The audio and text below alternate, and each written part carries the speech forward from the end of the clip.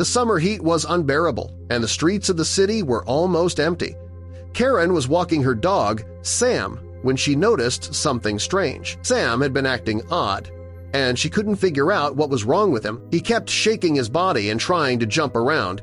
Karen could not wait any longer. She had been left clueless in the waiting room for almost an hour now. She had no idea how her beloved dog Sam was doing and what had been going on with him exactly. She started knocking on the door of the vet's office, desperate for him to at least give her something. And to her surprise, the vet actually opened the door for her, but Karen was immediately taken aback by how he looked.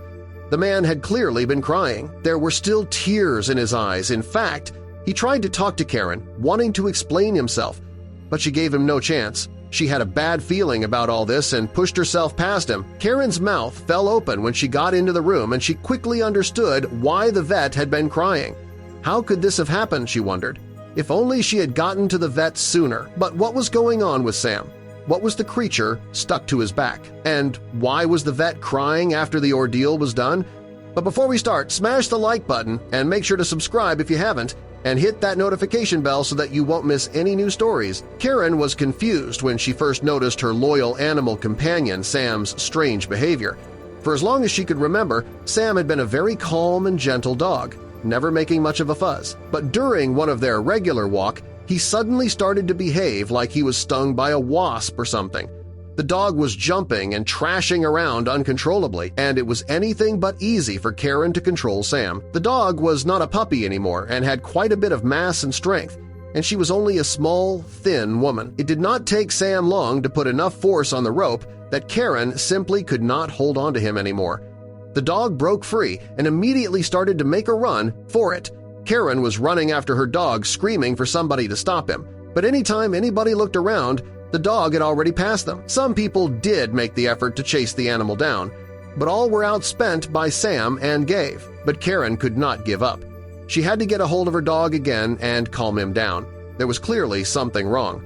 Karen was in luck that Sam seemingly started to get tired. It was anything but easy for a dog like him to get around quickly for an extended period. Sam was a Havanese dog with a lot of hair, which was heavy to carry around. And so, after about 10 minutes of running and chasing, Sam finally slowed down enough for Karen to catch up with him. She quickly grabbed hold of the leash and tied it to a nearby lamppost. This was the only way she could ensure that Sam would not just run away again when he caught his breath. It was clear that the dog was deadly tired right now, but still very affected by whatever was going on with him. He was still making sharp movements and even rolling on the ground. And this was the moment Karen finally saw something on the animal. Around the backside area, the hairs lifted up just enough during one of the rolls to reveal something that did not look like skin. It did not look like anything she had seen before. In one of the brief moments that Sam was standing still, she moved the hair out of the way to get a better look at it. Sam must have realized what was going on, as he immediately stood completely still and let Karen take her time. It was most likely clear to the dog that he was not going to get this pest off by himself and that he needed some help. Karen was more than happy to help, but she did not really know how at first. She saw that there was some sort of small animal hanging on the back of her dog.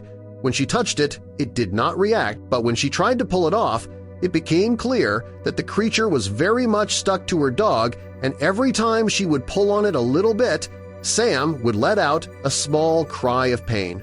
This was clearly hurting him to some extent. Karen was very unsure of how to proceed.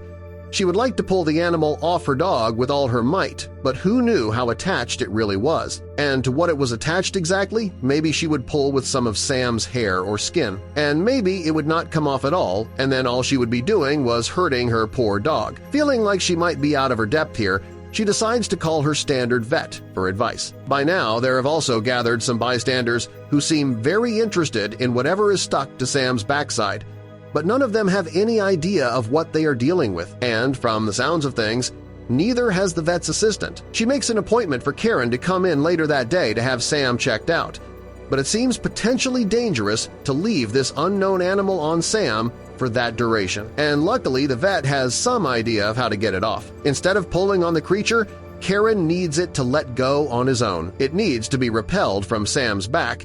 Karen's hands trembled slightly as she reached for the bottle of dish soap, her mind racing with worry. She carefully dripped the liquid onto the mysterious creature clinging to Sam's back, whispering words of comfort to her dog, who looked back at her with confused, trusting eyes. She gently rubbed the soap around the edges of the creature, hoping it would loosen its grip, but the creature remained steadfast, adhering to Sam's fur as if it were a part of him. Next, Karen fetched a lemon from her kitchen, slicing it in half with a determined slash. She squeezed the lemon, letting the juice trickle down onto the creature. Sam twitched at the sensation, and Karen's heart ached to see him in distress. She watched intently, hoping for any sign of movement from the creature, but it remained as immobile as a stone, unaffected by the citrus acidity. Karen's brows furrowed in frustration as she surveyed her array of home remedies – vinegar, baking soda, even olive oil – all laid out on the floor like a desperate alchemist's ingredients. She tried each in turn, dabbing and applying them to the creature, but it was like trying to move a mountain with a feather. The creature, whatever it was, seemed impervious to her efforts, gripping onto Sam's back with an unseen tenacity. As the sun set, casting long shadows across the room, Karen sat back, defeated. Sam's energy was fading, his spark dulled. The situation was beyond her control. She needed professional help. Outside, a small crowd had gathered, drawn by curiosity. The mix of concern and spectacle overwhelmed her.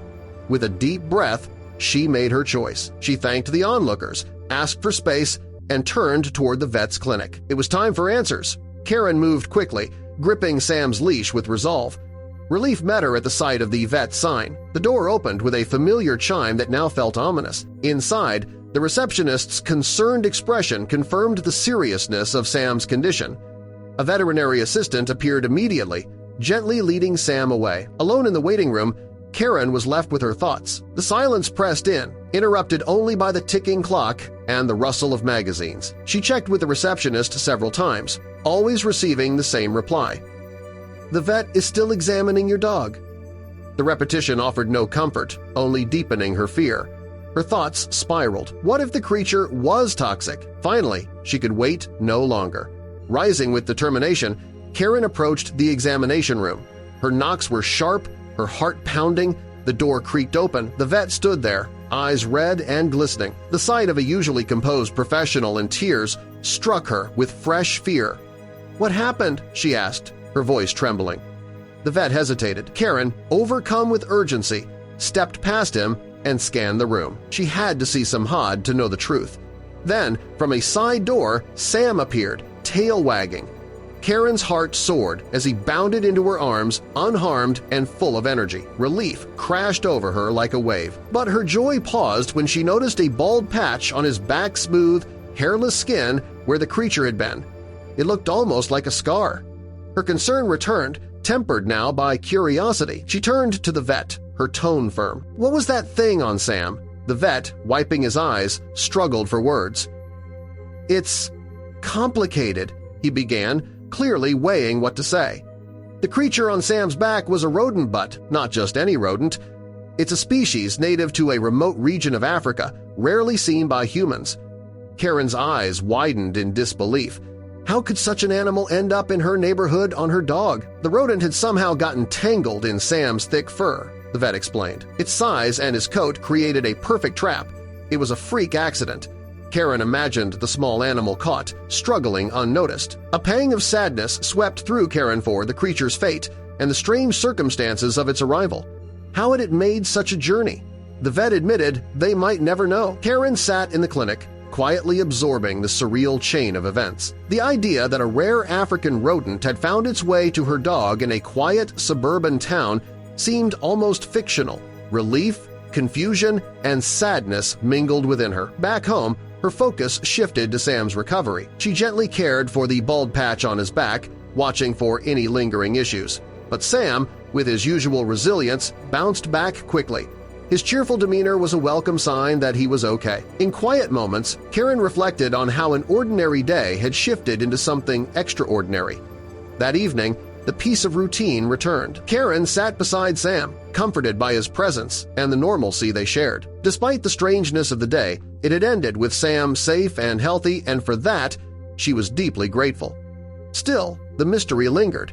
How had that rare rodent ended up in her quiet neighborhood? How had it gone unnoticed until it latched on to Sam? These unanswered questions lingered in her mind, an unsolved puzzle that stirred both wonder and unease. Eventually, Karen accepted that some mysteries remain just that. Not every event comes with a clear explanation. Sometimes embracing the unknown is the only way to move forward. Sitting quietly with Sam, she felt grateful for the present. The day had been filled with fear, tension, and the unexpected, but it ended with peace. She stroked Sam's fur, thankful for his resilience and their bond.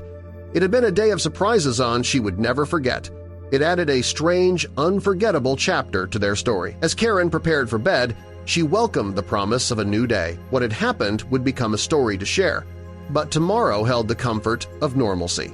With Sam by her side, she felt ready for whatever came next, their bond stronger than ever.